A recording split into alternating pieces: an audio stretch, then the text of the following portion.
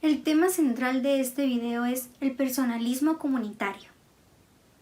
Debemos de entender que para dar paso a este personalismo comunitario hubo un movimiento de relación. Antes existía una relación yo-ello. Esto quiere decir que se centraba en un solo individuo y que este individuo era una persona en el mundo. Sin embargo, no era una persona con el mundo. Que esto lo que ocasionaba es que clasificara a los demás y los cosificara, los volviera en objetos para su propio beneficio. Y aquí viene una diferencia muy importante de la psicoterapia personalista, ya que esta no busca en realidad crear a individuos autónomos y autosuficientes, sino que se ve envuelta por un egoísmo que lo lleva a la autoafirmación, de ensimismarse y decir, interponer o imponer al yo antes que al otro. Para que el personalismo comunitario se diera lugar, tuvo que haber un ingreso a la relación yo-tú. Esta relación establecida para que hubiera un nosotros, el ser yo con el otro, y serlo a base de una relación de responsabilidad, de respeto y de amor. El personalismo lo que quiere hacer es que el individuo se convierta en una persona. Carlos Díaz, en su libro Tu rostro me duele, luego existes para mí, le dedica un capítulo a cómo ayudarte a vencer el miedo al sufrimiento, abordándolo desde un enfoque sanador y una experiencia de sentido. Lo desglosaremos a lo largo de este video. Primeramente es importante mostrar el descontento que se refleja acerca del miedo, porque usualmente asociamos el miedo como algo negativo, no como una oportunidad de crecimiento, una oportunidad de aprendizaje.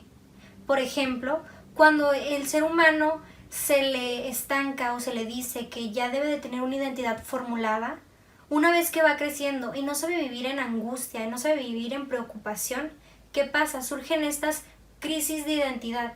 Pero es por lo mismo, porque se le estancó y se le limitó en esa parte. No se le dijo que del miedo se podía aprender, que del miedo se podía crecer, que iba a haber lecciones que iba a poder afrontar a partir del miedo.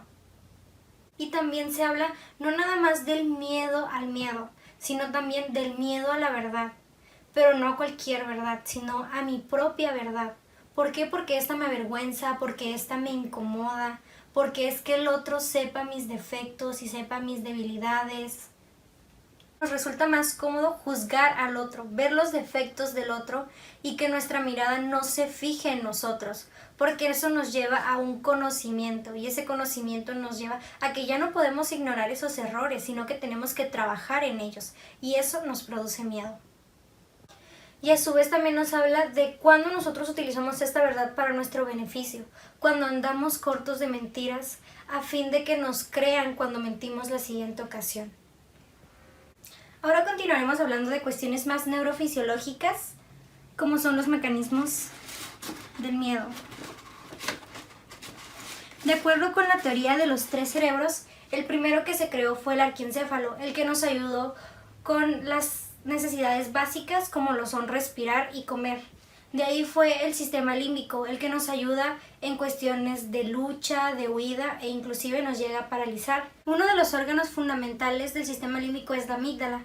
Esta es la que se encarga de identificar la fuente de peligro y a su vez de controlar las emociones básicas de miedo y afecto, que lo hace con la ayuda de la hormona oxitocina y la vasopresina.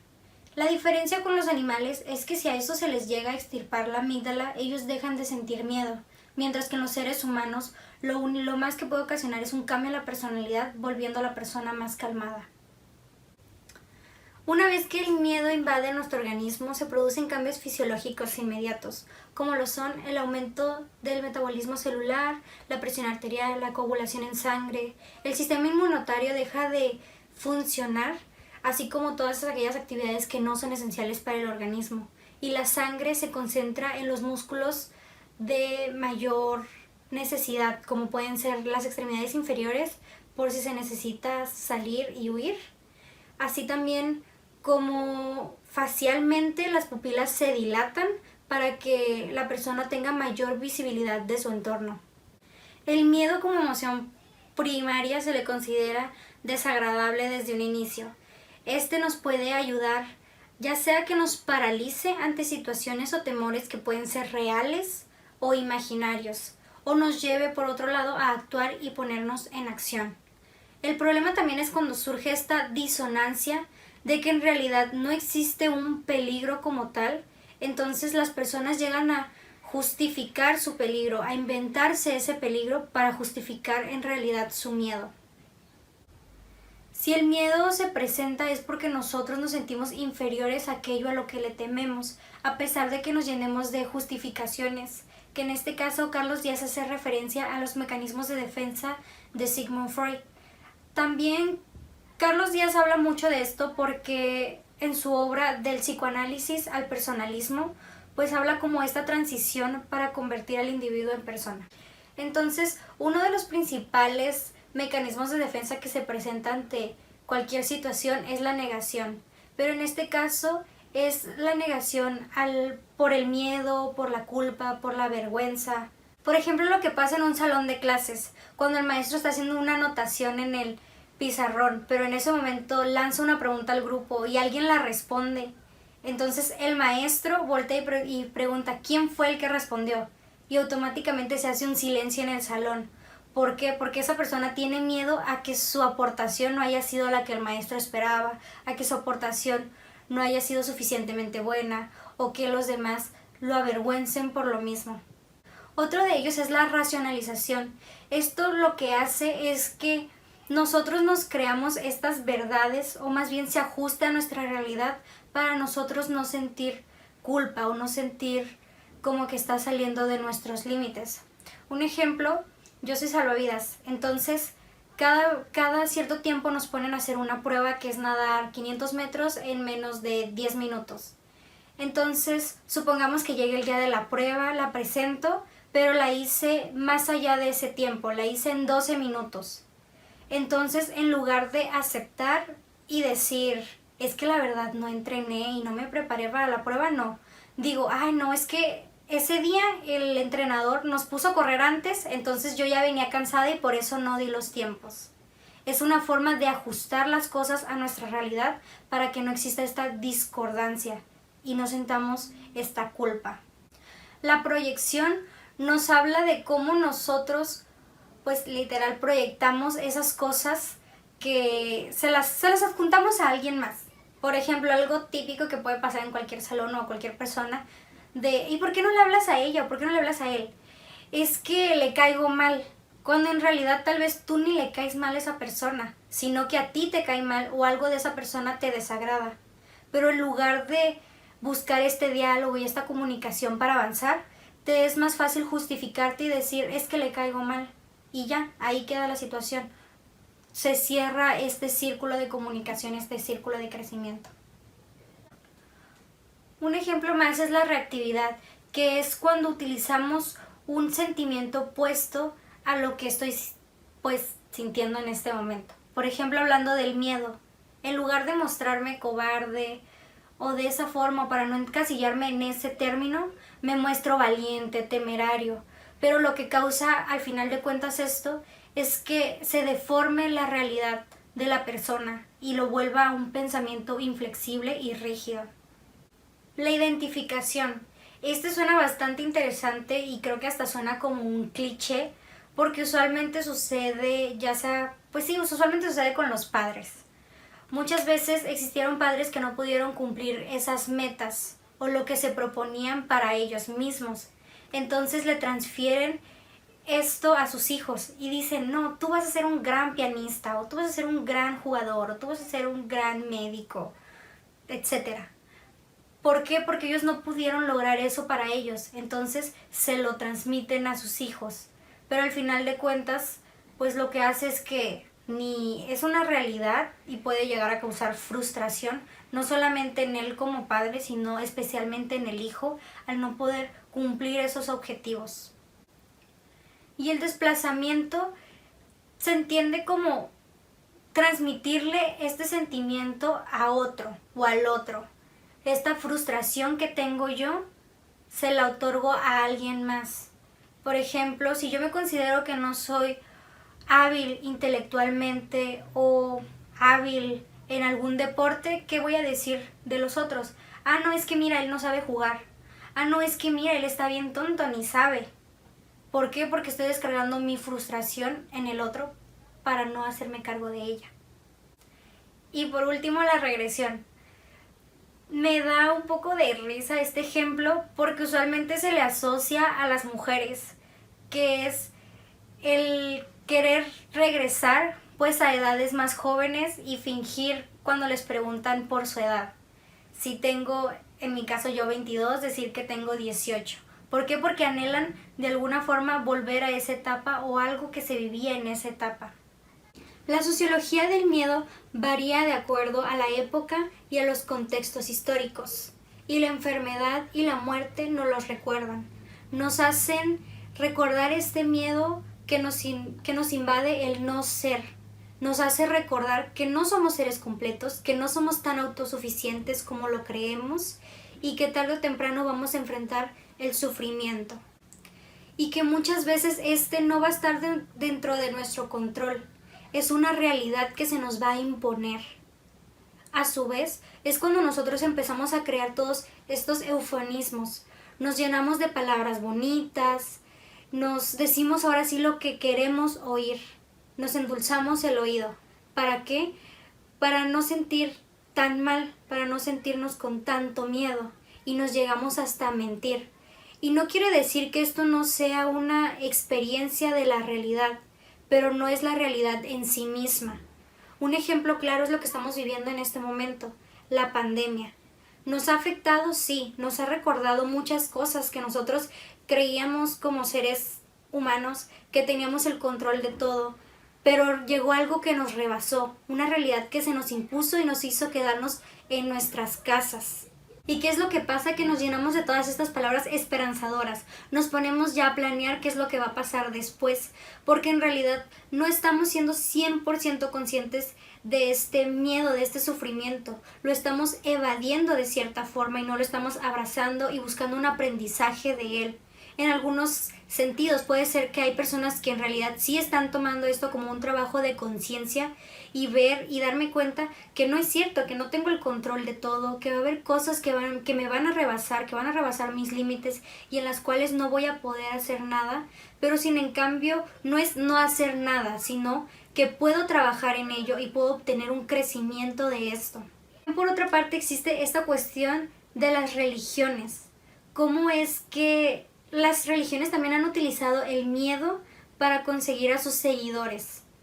Por ejemplo, el budismo lo que nos habla es, pues sí, de que todos vamos a sufrir, de que nacer es sufrir, de que morir es sufrir, de que traspasar o un cambio es sufrimiento también.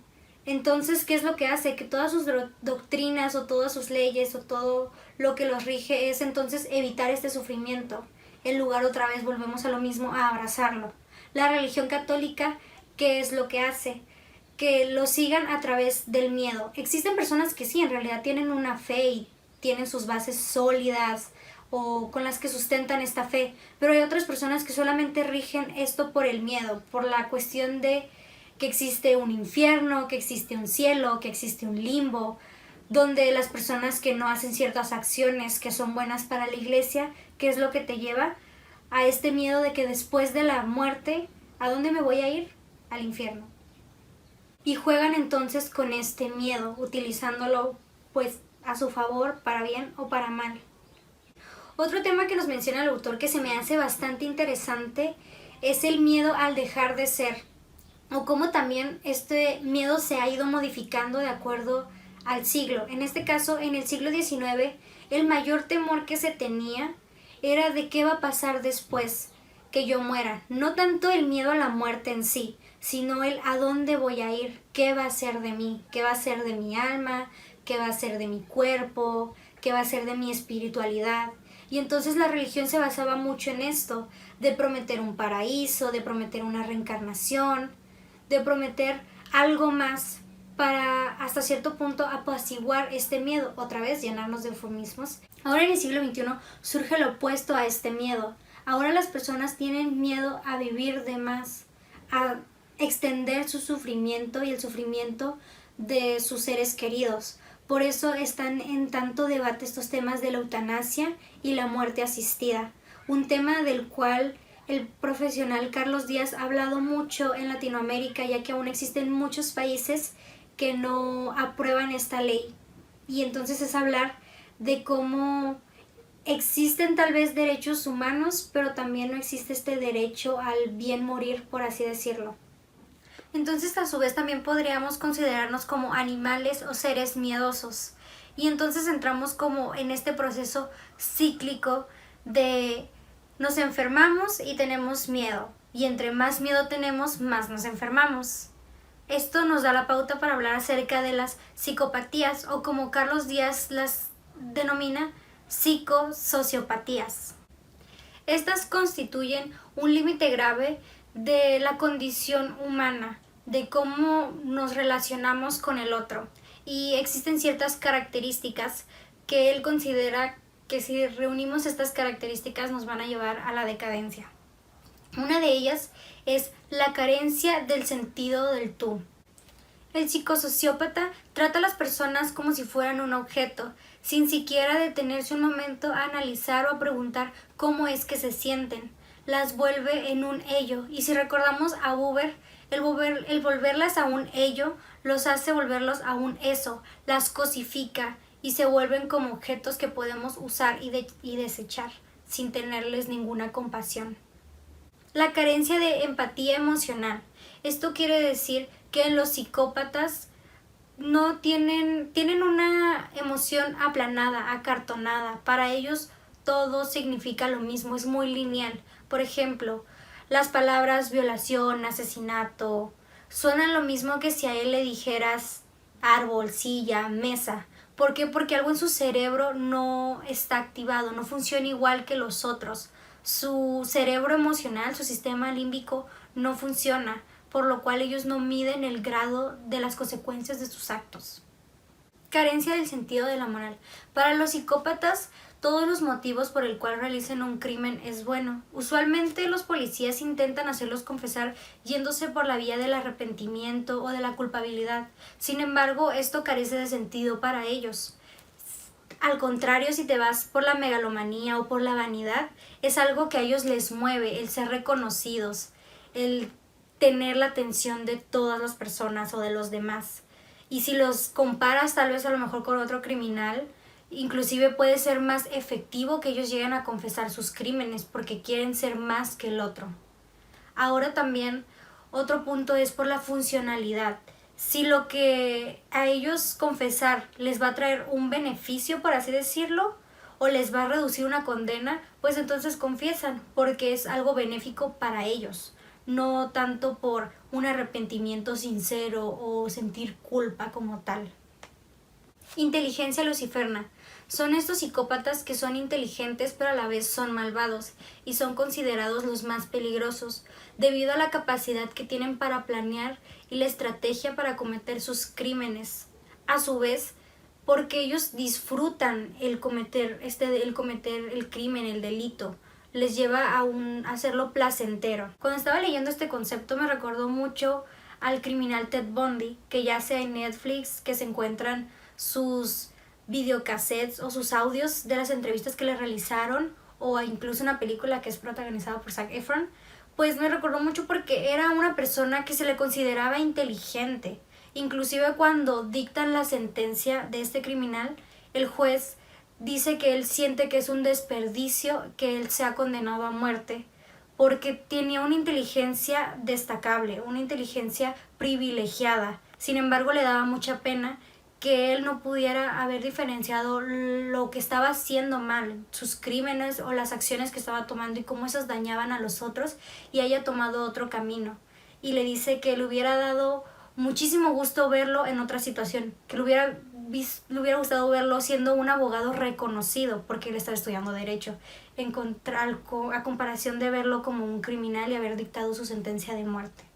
El peligroso desajuste. A los investigadores que les gusta estudiar a los criminales más famosos del mundo, se han encontrado con este pequeño porcentaje de criminales que al parecer nacieron en familias completamente normales, estables, donde no sufrían discriminación, donde tenían una buena economía, donde recibían amor, y sin embargo se volvieron en criminales. Hubo un momento que hizo reacción en ellos y se volvían totalmente agresivos con su familia, y al encontrar ese placer en hacer daño, pues empezaron a transmitirlo a otras personas, y así fueron como se convirtieron en grandes criminales, en asesinos, en violadores. Y entonces surge la pregunta si existe una rehabilitación que sea para estos tipos de criminales. Y la respuesta es que aún se sigue trabajando en eso. ¿Por qué? Porque aunque tal vez sí existen determinantes fisiológicos o neuronales, también existen como este pequeño número, que no hay ningún indicador para que se hubieran comportado de esa manera o cometieran esos crímenes. Entonces, pues sigue siendo como una gran incertidumbre el qué se hace. ¿Por qué? Porque muchas veces que intentaron darle tratamiento a psicópatas, y debido al grado de inteligencia que tenían, figuraban o más bien manipulaban las pruebas o manipulaban a sus terapeutas, y pues según mostraban una mejoría, y en realidad lo único que hacían es que aprendían a manejar a los otros y mejoraban aún así sus estrategias, y una vez que los reinsertaban en el mundo, cometían hasta crímenes peores por los que los habían acusado anteriormente. Entonces también nos viene esta parte que Carlos Díaz nos menciona de que no debemos de esperar al final de cuentas nada de nadie, ni siquiera de un psicópata, ni siquiera de una persona normal. No debemos depender del otro, porque al depender del otro nos desesperamos, y nos desesperamos por él, y nos desesperamos también por nosotros, y al final rompemos este equilibrio o este lineamiento sanador que llevábamos. Entonces nos desequilibra a nosotros al final de cuentas, y volvemos a lo mismo, a estancarnos y no seguir adelante. Y por último tenemos las sociopatías. Nos habla de este totalitarismo, de esta necesidad de buscar la perfección o la autoperfección, pero que a la vez nos vuelve carentes de empatía con el otro, porque entonces ponemos esta malla, este muro, y decidimos quién entra, quién no, quién vive, quién muere, y nos creemos como con este derecho. Y no solamente con este derecho moral, sino que inclusive se busca que sea aprobado por un Estado, que sea creado una ideología, y que empecemos a intentar darle un sentido o una justificación, haciéndolo pasar por la humanidad, por lo digno, por lo bueno. Y sin en cambio pues se va y arrasa con todos los derechos del ser, del ser de la persona. Entonces, un ejemplo claro es lo que pasó en el Holocausto con Hitler, cómo él llevó su ideología más allá y cometió todo ese genocidio de judíos. ¿Por qué? Porque él quería alcanzar el nuevo orden, las personas que él empezó a considerar como puras o impuras, y no le importó, o sea, qué sentían, cómo vivían, qué era el dolor que iba a causar. Simplemente él tenía esa ideología y fue aprobado por un Estado y fue hecho una ideología, y fue como marcó un antes y un después en la historia del mundo. Cómo ver la manipulación a que llegó y cómo la gente también se dejó influenciar por esto, y convirtiendo a personas que tal vez en algún otro punto hubieran sido personas comunes, se convirtieron en asesinos. Entonces este totalitarismo nos habla de cómo es el ser humano que no te sientas a ver la necesidad del otro, se rompe esta relación yo-tú, y otra vez volvemos a cosificar a las personas y convertirlos en objetos para nuestro uso, que podemos desechar sin pensar en las consecuencias o en el daño. Liberar perdonando es otro capítulo que se encuentra en el mismo libro, donde nos habla del perdón como una herramienta para el crecimiento y desarrollo del ser. En este capítulo, Carlos Díaz nos habla cómo en el ser humano existe la necesidad de buscar un culpable, de dirigir la mirada hacia el otro, pero a veces esta mirada no es una mirada auténtica desde mi criterio, sino simplemente es una copia, porque yo espero que el que acusa tenga la razón. Le cedo esa parte y espero que él no esté equivocado. Entonces acuso de igual forma, pero no con una certeza de que yo sepa que esa persona es culpable. Y entonces nos empieza a platicar de cómo es que se crean estos estereotipos de víctima y victimario. Usualmente el victimario es esta persona que vive en desigualdad con nosotros, que no puede defenderse y que a su vez tampoco quiere hacerlo porque al enfrentarnos unos contra otros crearía un caos. Y al final de cuentas esto ya no se vuelve de yo contra ti, se vuelve de todos contra todos. Nos ponía el ejemplo de un ritual que se hace en una tribu que habla de los gemelos, que le dedican una festividad a ese día y en ese día se permite crear cualquier caos, cualquier indisciplina y al final de cuentas, una vez que termina ese día, se solicita como para reivindicar o restablecer el orden en esa tribu que uno de los gemelos, uno de los que estuvo a cargo, sea asesinado. ¿Por qué? Porque fue el que permitió la indiferencia, el que no hizo nada ni marcó las pautas para exigir o para decir qué estaba bien o qué estaba mal. Simplemente fue indiferente. Entonces a él es el que matan como para regresar la espiritualidad y el orden a esa tribu y se quedan con el gemelo bueno, aquel que sí sabía que las faltas se estaban cometiendo o que intentó hacer algo como para restablecer ese orden. Y así se repite cada año, llevando al punto de que alguien tiene que pagar por mis actos, alguien tiene que pagar por lo que todos nosotros hicimos para que todos nosotros podamos reconciliarnos, para que todos nosotros podamos volver a vivir en armonía. Por otro lado está la víctima. Esta es a la persona que toda la masa le sigue, que toda la masa le atribuye y espera que esa persona no esté equivocada. Entonces se le estigmatiza o se le da hasta cierto punto como que al principio es maléfica pero es benéfica a la vez. ¿Por qué? Porque al principio es la que carga con todos los males, con todo el daño que sufrió, con todo el proceso de dolor, pero una vez que se da una condena, por así decirlo, entonces es la persona que fue hasta cierto punto vengada. Entonces se les da como se vuelve benéfica ya en este punto, ya que pasó todo este sufrimiento, ya que pasó todo este dolor, se les enaltece y se les pone como a una sacralidad. Pero entonces también nos muestra cómo es esta reflexión de que al final de cuentas esto genera más violencia, o sea, la culpa, el tener esta necesidad de siempre buscar un culpable en lugar también de hacernos responsables de lo que nos toca, tal vez no de lo que le toca al otro en este momento, pero principalmente de lo que nos toca nos lleva a generar más violencia, como el típico ojo por ojo, diente por diente y al final de cuentas quedan ciegos o quedan sin dientes todos. ¿Por qué? Porque no hay alguien que rompa con eso, no hay alguien que diga como tal, ok, no quiero seguir el juego. Entonces nos habla de cómo el juicio o etimológicamente el juicio se significa como gana el que tiene la razón. Entonces al final de cuentas es como de, ok, sí, peleamos por quién tiene la razón, pero al final tú te quedaste tal vez sin un ojo y yo me quedé sin dientes. Y es como si al final de cuentas nadie hubiera tenido la razón desde el principio. En el miedo al perdón nos habla de cómo la persona se centra tanto en esta culpa y cómo lo comentaba en el capítulo pasado, cómo las religiones también así como se agarran en ofrecer pues opciones como para quitar el miedo o no afrontarlo, igualmente surge con la culpa. ¿Qué pasa en la religión católica?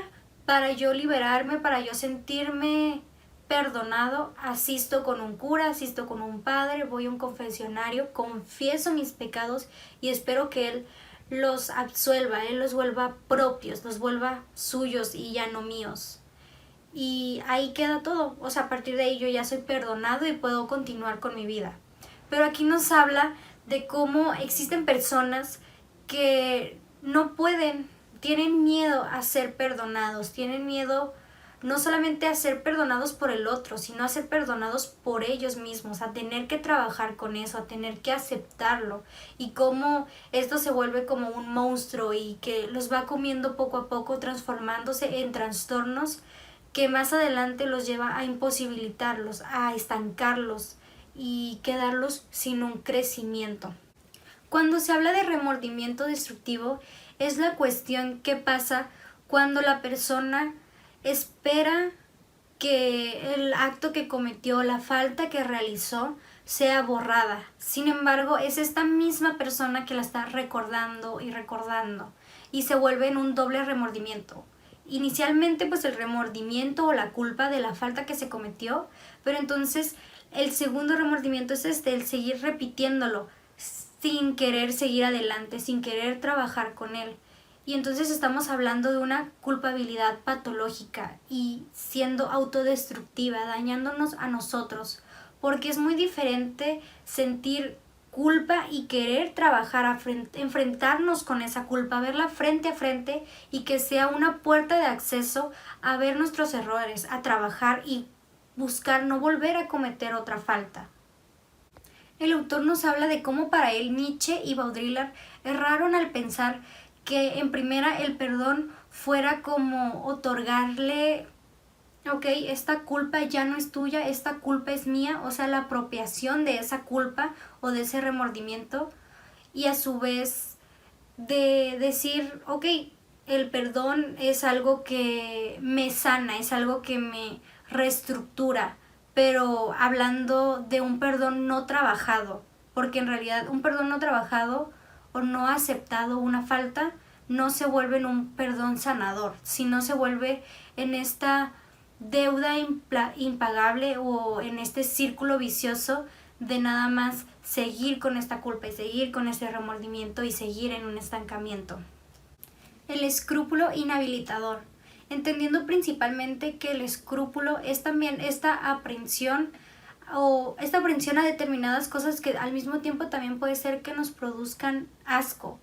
Y entonces la persona que es aprensiva en este momento del perdón, lo que hace es intentar racionalizar la situación y no buscar otra vez afrontarla, sino irse por otra vía que se adopte o se ajuste a sus ideas. Por ejemplo, creer, yo pienso más y más y me remuerdo más que los otros, por eso mi perdón o mi culpa es más válida que el otro.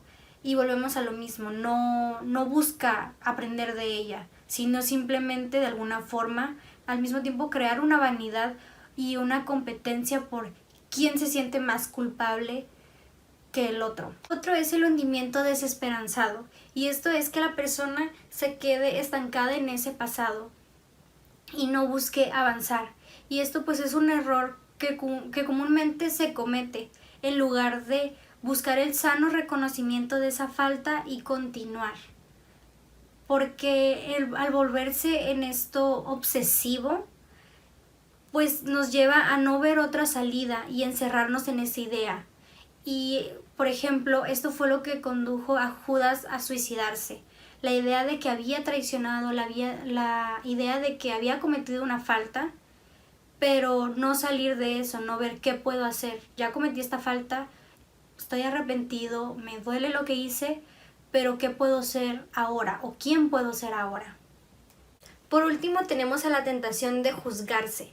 Aquí surge una confusión entre la culpabilidad moral y la culpabilidad penal, haciendo énfasis, pues sí, en esta culpabilidad moral que tenemos los seres humanos a autojuzgarnos, a encasillarnos en ese aspecto, antes de buscar quién pueda perdonarnos, acentuando nuestro yo y cerrando este círculo antes que el ti.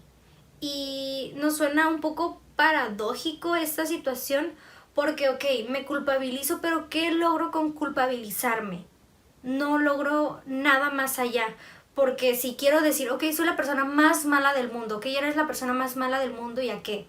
Eres la persona más mala del mundo y tal vez por eso mereces que te pasen cosas malas y que te vayas al infierno o que no tengas el perdón de alguien más. Pero, o sea, eso es a lo que nos lleva a encasillarnos. Y el conductismo tomó esta parte de buscar que el individuo salga de ese encasillamiento y busque afrontarlo mediante lo que ahora se conoce como la terapia implosiva, que en su momento se le llamó terapia de inundación, que se utiliza como para que el individuo afronte las fobias o la ansiedad. Entonces se busca que eso que le provoca miedo al individuo encasillarlo o encerrarlo hasta que tenga que confrontarlo. Obviamente cuando se lleva a terapia conductista se hace mediante pasos, no vas a llevar al paciente y directamente lo vas a afrontar con su miedo. Por ejemplo, si le tiene miedo a las arañas, no en la primera sesión, ok, para superar tu fobia vamos a ponerte una araña, no, sino que poco a poco con pasos, desde que lo vaya visualizando en su mente, desde que lo vaya imaginando hasta concretar en que tal vez sí en algún punto pueda llegar a tocar una araña y así poder superar este miedo o esta frustración. Un punto que me parece interesante también de este capítulo es cómo habla del odio inexplicable, de que en realidad el odio no tiene ninguna razón para ser, para existir, porque Carlos Díaz habla mucho como de esta espiritualidad basada en la religión, ya que él es cristiano. Entonces habla que el ser humano, el hombre, fue creado para dar amor, es amor. Por lo tanto, el ser humano al odiar pierde toda esta capacidad que tiene para amar y pierde el sentido de su existencia. Nos habla que la dialéctica satánica juega con este término del odio y nos hace creer que tenemos este derecho a poder odiar, jugando con nuestras ideas y otra vez llevándonos a perder el sentido de nuestra existencia. Nos introduce el concepto de el corazón ético. Y cuando nos habla de este corazón ético nos hace entender que el yo surge a partir del tú, de cómo veo la necesidad del otro, de cómo cuido al otro para cuidarme a mí. Y nos habla de este cuidado del sí mismo, conociéndolo como filautía, y nos habla de esta prohibición del suicidio.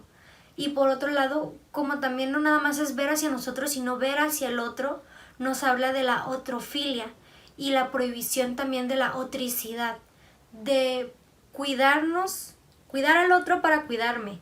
Entonces nos habla de cómo este amor juega un papel fundamental para buscar el crecimiento, no solo el crecimiento propio, sino el crecimiento de ambos y juntarnos en este nosotros para seguir desarrollándonos como personas. Ni inocencia, ni remordimiento, ni escrúpulo, ni hundimiento, ni obsesión. En este capítulo abordamos el perdón desde la culpa y desde el estancamiento del individuo para no avanzar.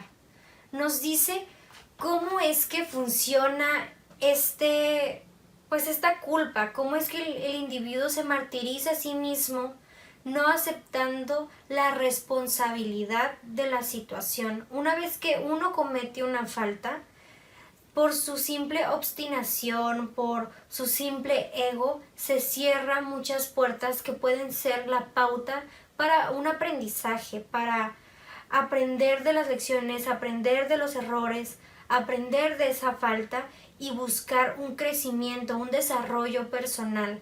Pero como el individuo goza hasta cierto punto en martirizarse y encerrarse y enfocarse, y lo único que ocasiona esto es que la persona se siga hundiendo más y más, vea oscuro cuando puede tener un camino de luz para poder avanzar, para poder aprender de estas lecciones. Una frase que me gustó que se mencionó en este capítulo es que al aceptar tu maldad estás un paso más adelante hacia tu bondad. Esto quiere decir de no vivir en esta culpa y en este remordimiento, sino en un arrepentimiento sincero, en un arrepentimiento desde el corazón.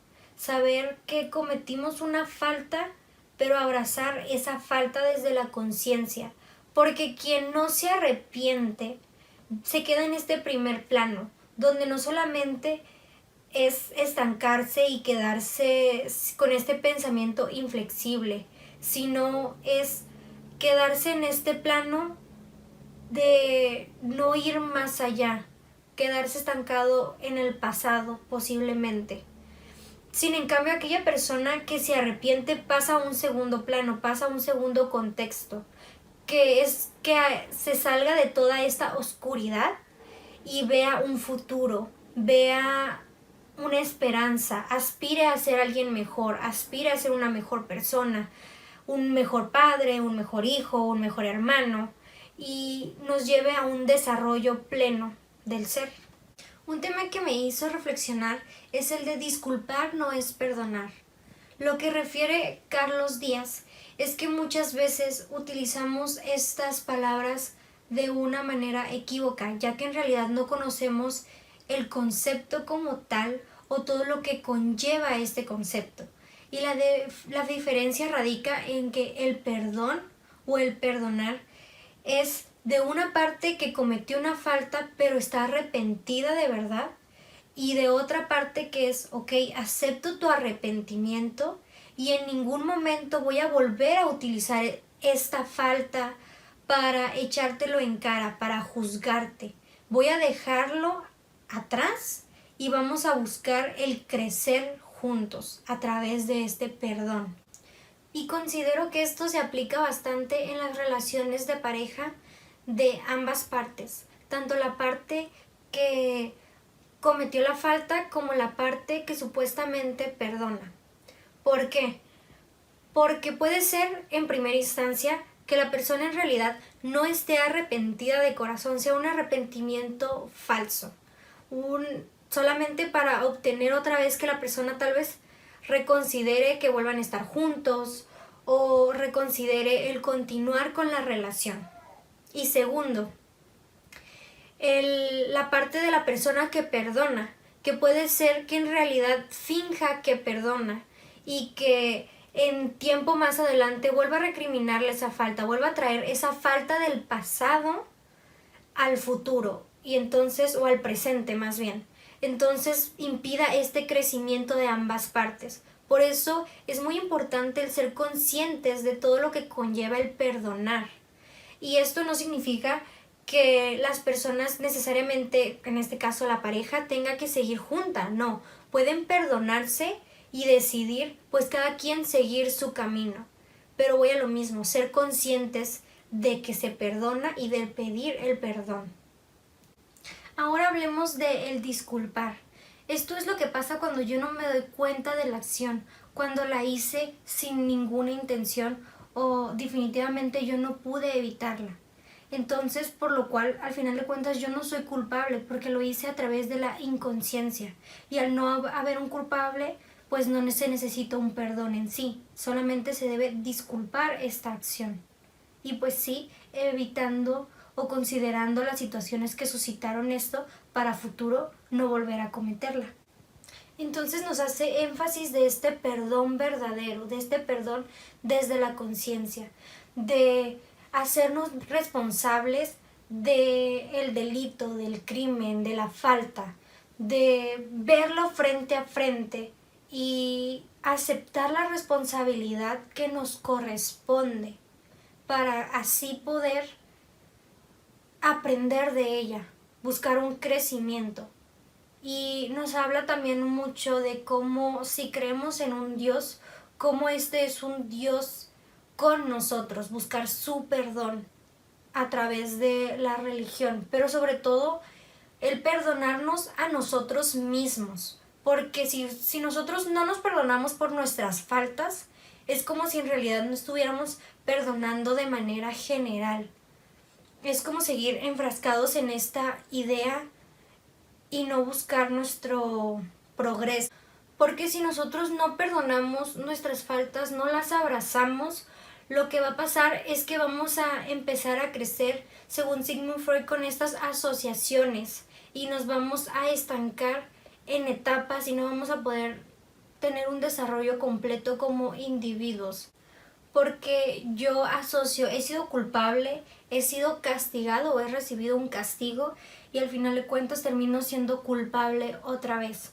Y esto hace o da la pauta al surgimiento del super yo, como una autoridad que desde la infancia va a predominar y nos va a dictaminar lo que es bueno, lo que es malo, y lo único que va a hacer es acrecentar esta culpa desde dos vertientes. Una culpa a la autoridad, ya sea el padre, el hermano, el maestro, y una culpa al super yo, a esta parte de la conciencia que nos dictamina los deberes éticos, los deberes morales.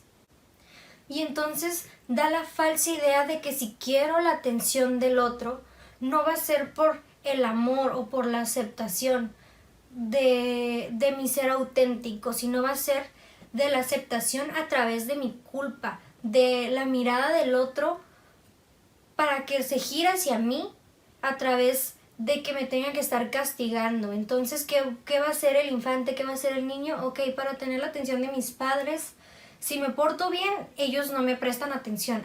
Pero en cambio, si llego a la casa con un reporte, si me peleé con alguien, entonces ellos voltean la mirada hacia él, pero no de una manera afectuosa, no desde la ternura, desde el cariño, sino desde el castigo y la imposición.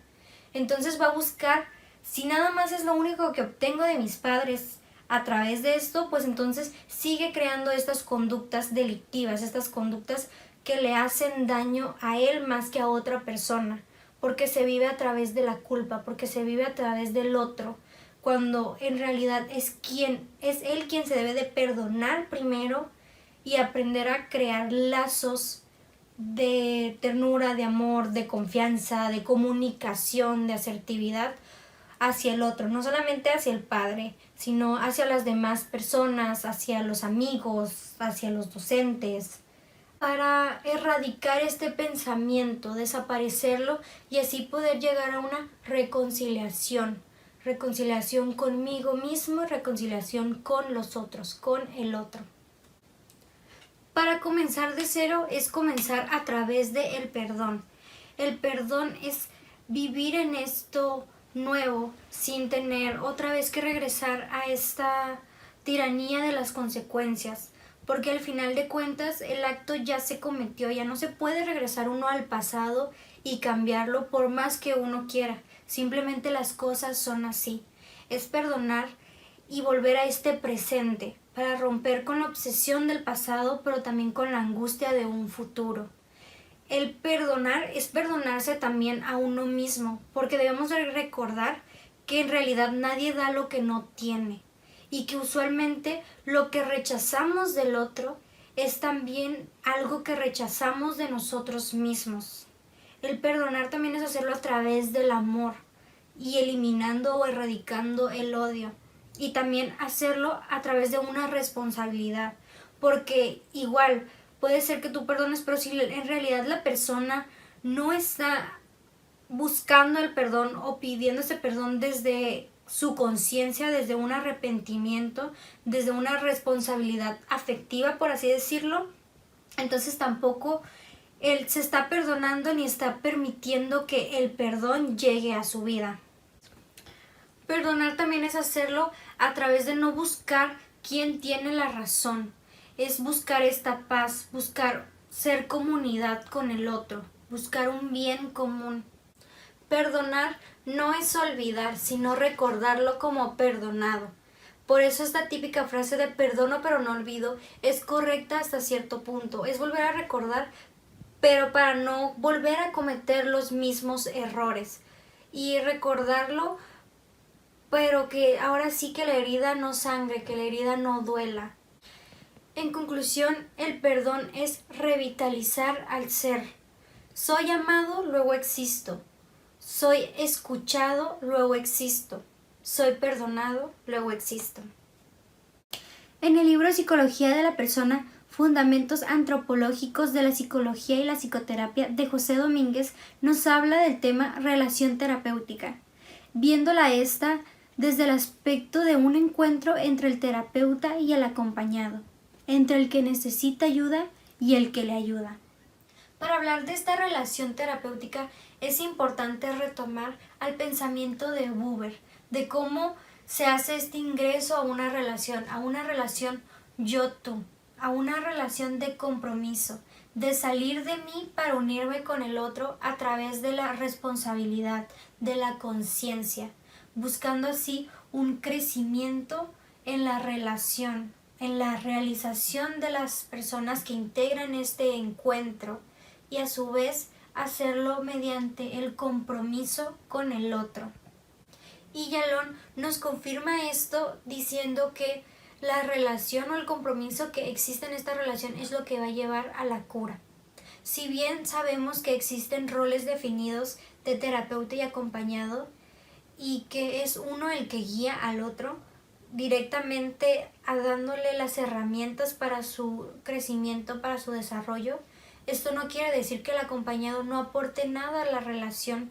Tal vez no lo haga directamente como el terapeuta lo hace, sin embargo, este aporta desde su experiencia, haciendo que el terapeuta también crezca y se conozca a sí mismo, ya que esta relación no es universal, sino que también va a irse modificando de acuerdo al acompañado, porque este es el que descentraliza al terapeuta, lo saca, por así decirlo, de su zona de confort, de lo que aprendí, sino cómo voy a aplicar lo que aprendí, cómo lo voy a adaptar a las distintas personas que van a llegar y que se van a poner frente a mí. ¿Por qué? Porque una vez que vemos la necesidad en el otro, ya no es una necesidad que podamos ignorar.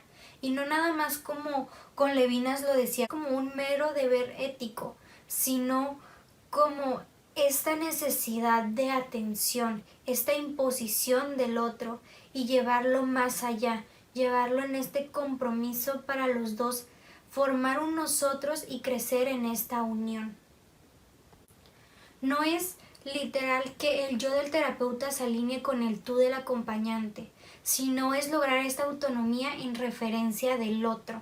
Esto no quiere decir que veamos a la disimetría como un obstáculo para esta relación terapeuta-acompañante, sino, de acuerdo con Brunner, esta misma disimetría es la que da la posibilidad del encuentro y que conforme exista apertura de ambas partes es lo que va a facilitar que exista una igualdad en esta relación, porque va a haber momentos que al principio sí, el tú del acompañante se le imponga al yo del terapeuta, pero mientras vaya existiendo la confianza y la comunicación, puede ser que en algún momento también el yo del terapeuta se imponga de alguna manera en este sentido de que él va obteniendo un aprendizaje a través de la experiencia de lo que el otro le comparte. Es importante hablar de las condiciones de esta relación terapéutica. ¿Por qué? Porque es lo que le va a dar una estructura a este tipo de relación. Y estamos hablando del encuadre. El encuadre es lo que nos va a dar la alianza terapéutica, este acuerdo entre terapeuta y acompañado. Y entre los puntos que tenemos que ver para estas condiciones son la duración de las sesiones, la frecuencia de las mismas, el rol que va a desempeñar cada uno, marcar las tareas y los objetivos que va a llevar esta terapia, el lugar en el que se va a realizar y sobre todo hablar de la confidencialidad, explicarle al acompañado que todo lo que él nos comparta solamente se va a utilizar para la sesión, que no va a salir ninguna información afuera y que él no debe de temer, que debe de existir esta confianza en el otro.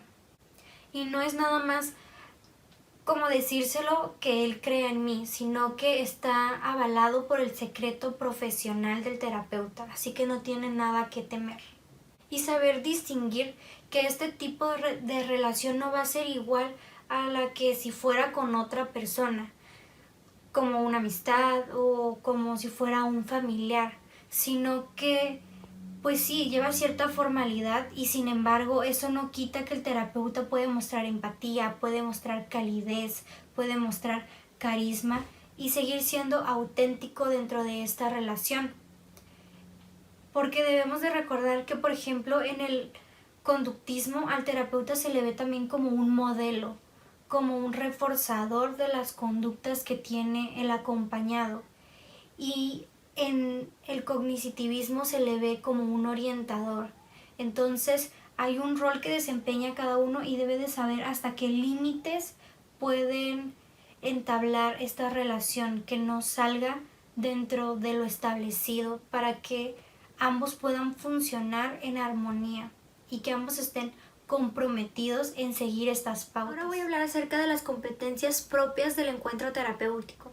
Son estas las que van a facilitar o dificultar la relación entre el terapeuta y el acompañado. Y esta va en dos direcciones: la aceptación del otro y la donación del otro. Voy a empezar hablando por las competencias dirigidas hacia la donación. Estas se rigen por la justicia, entendiendo la justicia como esta igualdad entre las personas y viendo al otro como una persona, salir de sí, salir de nuestro egocentrismo natural y dignificar al otro, ofrecerle una buena relación, basada en la regla de oro de trata a los demás como quieres que te traten. Uno de los elementos principales para esta relación es la generosidad, el sabernos darnos al otro. Entendiendo que esto debe ser de una forma desinteresada y que muchas veces tiene que ver con el dar más de nuestro tiempo. Por ejemplo, si estamos tratando un tema delicado en terapia y en dado caso la persona requiere más tiempo para cerrar esa sesión, entonces estamos en el momento de darle más al otro y pues continuar con este proceso para no coartar esa relación y que también se pierda esta conexión del encuentro. La benevolencia, entendiéndola como el bien para el otro y el bien del otro, ya que como sabemos en esta relación yo-tú es el salir de el ensimismamiento que tiene la persona y considerar al otro. La beneficencia se podía entender como este bien hacia el otro, el bien al otro, y se puede ver reflejado en distintas virtudes como lo son la generosidad, la cooperatividad, la fidelidad, el compromiso. La cooperación, que es buscar trabajar con el otro. Muchas veces surge que entre mismos profesionales difieren de la corriente psicológica que manejan y en lugar de trabajar en unión para crecer como profesionistas se enfocan solamente en la competitividad. Entonces nos habla de cómo esto afecta pues en el crecimiento de cada terapeuta y los lleva también al mismo tiempo a estancarse en lugar de buscar un trabajo en conjunto para así ser competentes y brindar un mejor servicio. La disponibilidad se define como qué tanto yo tengo esa apertura, esa paciencia para acoger al otro, esa aceptación para acoger al otro, qué tan disponible estoy o no a aceptar ciertos temas o hablar de ciertos temas con el otro. Esto también es un rasgo de autenticidad para el terapeuta, porque puede ser abierto y decir en qué momento pues no tengo esta disponibilidad y sí traerá tal vez consecuencias, pero también trae beneficios porque entonces se habla que existe una comunicación. La fidelidad, viéndola como un compromiso a largo plazo de ambos integrantes de esta relación. Cuando hablamos de afabilidad y mansedumbre, nos referimos a este término de amabilidad, de estar con el otro y no defenderte del otro. Ahora las competencias enfocadas a la acogida. Esto quiere decir recibir al otro como es y se basa en tres fundamentales que es el respeto, en aceptarlo y recibirlo como es, con su diversidad y no tratar de cambiarlo o someterlo a lo que yo pienso o a lo que yo creo. La tolerancia es tener esta apertura al otro que a pesar de que tal vez no tengamos las mismas formas de pensar, las mismas formas de sentir, las mismas formas de actuar, puedo lograr entablar un diálogo con el otro y aprender a sí mismo de lo que él tiene para enseñarme, favoreciendo que éste se pueda vivir libre y tenga la oportunidad también de abrirse sin temor a ser rechazado o a ser juzgado. La misericordia, viéndolo de esta perspectiva de no limitar al otro, de intentar comprenderlo y saber si él tiene la facilidad o no de perdonar o de guardar rencor, pero asimismo también debemos de ser reflexivos y ser conscientes que para nosotros ser misericordiosos debimos haberlo vivido en carne propia, haberlo experimentado, para poder ser misericordioso con el otro. El proceso psicoterapéutico es toda esta serie de pasos que nos lleva a la psicoterapia. De acuerdo con Egan, existen 3 etapas. En la primera etapa o fase es donde el individuo tiene que precisar cuáles son las competencias que él tiene y las formas en que puede actuar. Aquí lo va a hacer con ayuda del terapeuta para que exista una mayor precisión de los recursos que se tienen. Todas esas capacidades, esas cualidades y esos mecanismos de afrontamiento con los que cuenta la persona. En la segunda fase es un establecimiento de las metas y ir pensando cuál va a ser el método de acción por el cual se va a regir la persona. Y por último, la tercera fase consta de que una vez que ya se eligió el método de acción o el camino por el cual se va a seguir, entonces hay que establecer metas, hay que establecer objetivos. Hay que hacer también referencia o hincapié en el método para elegir terapia, y este es el método suberiano, y nos habla de cómo debe de haber un proceso, debe existir una creación de un perfil y de igual manera medir las capacidades que tiene el individuo. Para esto también se lleva un método. Aquí estamos hablando primeramente de tener un sistema de referencia, es saber con qué cuenta el individuo y cuál es la realidad que él tiene o la realidad que le pertenece, saber qué capacidades tiene, qué limitaciones tiene, conocerlo para así saber cuáles son sus alcances y cuáles son sus limitaciones. Porque a veces surge esta cuestión de que no es tanto que la teoría no sea la que funcione, sino más bien es que no es la teoría adecuada hacia la persona, hacia el acompañado. El esbozo moral nos habla de todo este sistema de acciones que se crea para que la persona tome una elección por qué camino elegir, pero no hacerlo nada más mediante sus creencias, sino cómo se puede aplicar esto a su realidad próxima y así poder llegar a una plenitud de su decisión. Y nos habla de que todo proceso terapéutico tiene, ya sea implícito o explícitamente, el objetivo que tiene esta terapia. ¿Para qué estoy tomando esta terapia? ¿Qué es lo que quiero lograr con esta terapia? ¿Hacia dónde quiero llegar? ¿Hacia dónde me quiero mover? O igualmente hacia dónde me quiero quedar, pero quiero quedarme de una forma diferente, no siendo la misma persona. Una vez que ya se hizo un esbozo de las acciones a seguir, llega la experiencia del modelo, una vez que ya lo vamos a aplicar. Entonces, aquí viene una parte importante que hay que diferenciar cuando se le tiene que aplicar psicoterapia, cuando existen procesos o enfermedades psicopatológicas y cuando solamente existen dificultades de la vida cotidiana, ya sea dificultades matrimoniales, vocacionales, sin demeritar estas, porque al final de cuentas todo hombre, todo ser humano tiene necesidades y necesidades que necesitan ser atendidas, que necesitan ser vistas, y pueden ser estas necesidades atendidas las que van a clarificar su panorama, los que los van a sacar y van a poder tener un encuentro en el mundo y con el mundo. Y por último, el individuo debe dar una justificación de este modelo, el por qué decidió tomar este camino y no otro.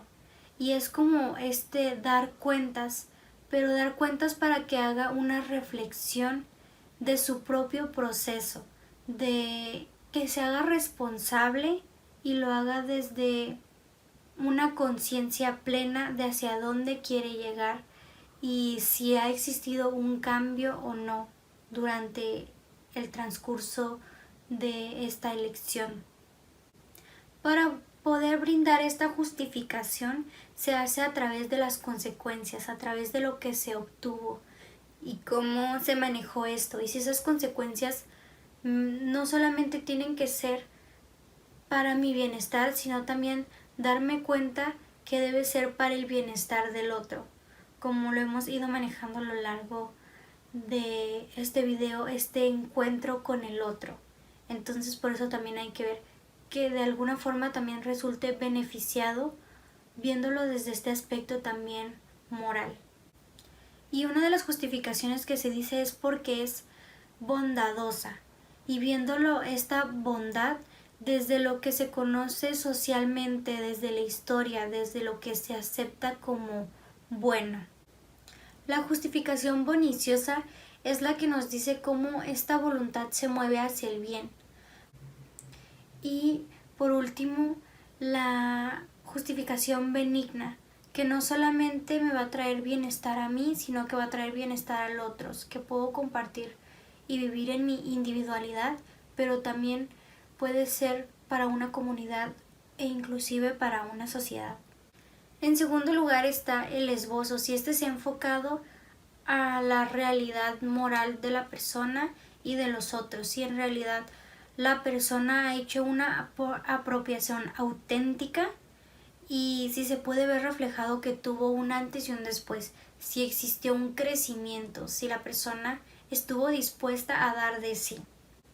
Y por último también hacer este análisis de si este esbozo o esta toma de decisiones se hizo a partir del hecho, a partir de la realidad, y si se basó en un fundamento también y llevó a esta persona a trascender.